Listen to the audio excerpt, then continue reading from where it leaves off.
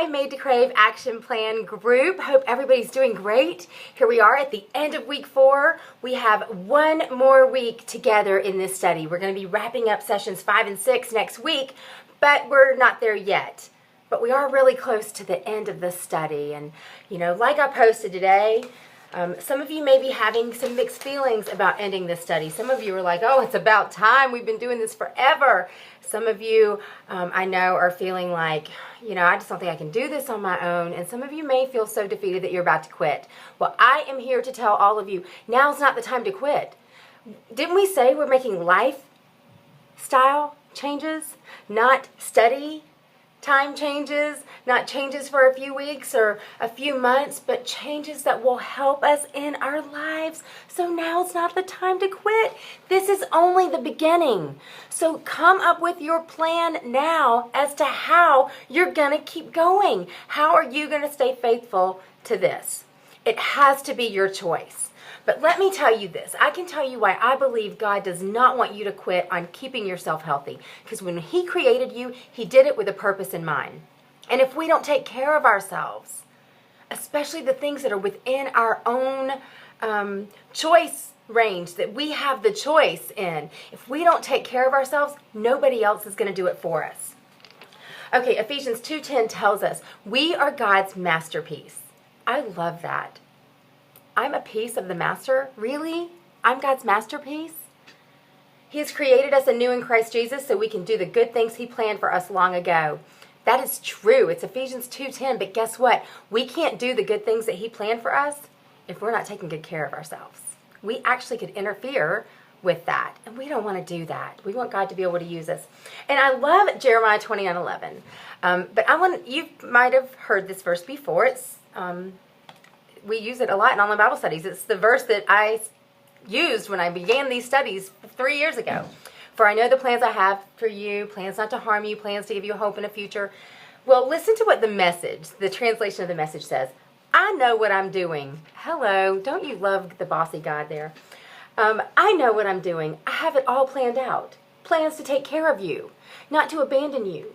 Plans to give you the future you hope for. Now, if God is planning to take care of us, isn't that good enough reason for us to take care of ourselves? And guess what? It's great to be in a group to get this support and to be studying, our Made to Crave action plans together, but we don't need them. We have all we need. Now, we might need to take some steps to get tools and people and resources in place that can help us. But we have all we need. And any reason that you're giving for not continuing this is only an excuse that needs to be overruled. Okay, listen to this. I found this online. It is actually a blog post by a popular youth speaker with Shepherd Ministries named Dawson McAllister. I don't know anything about Dawson McAllister, but I do know what he wrote in this particular blog post was really good. So let me share it with you. He's talking about why God created us. First thing that he says, it's not because God needs us. It's not because He was lonely.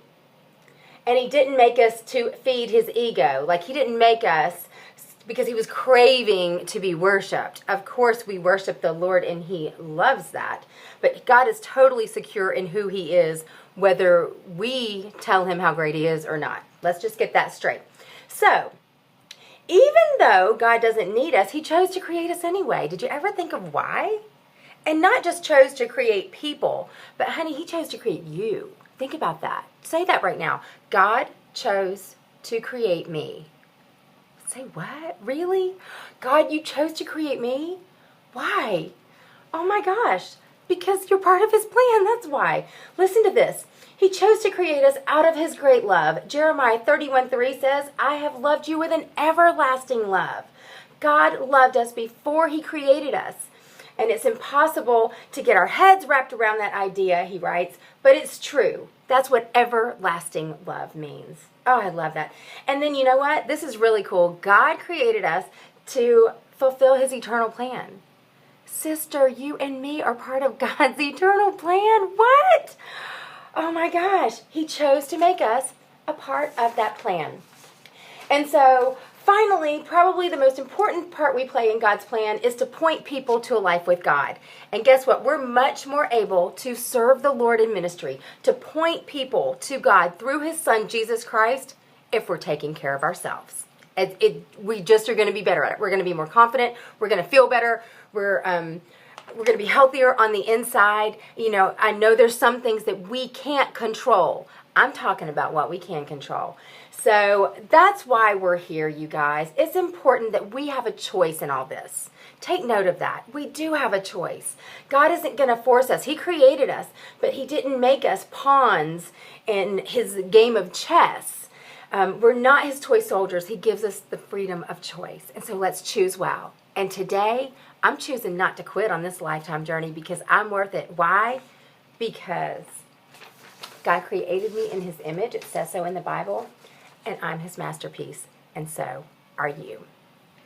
Think about that for a while.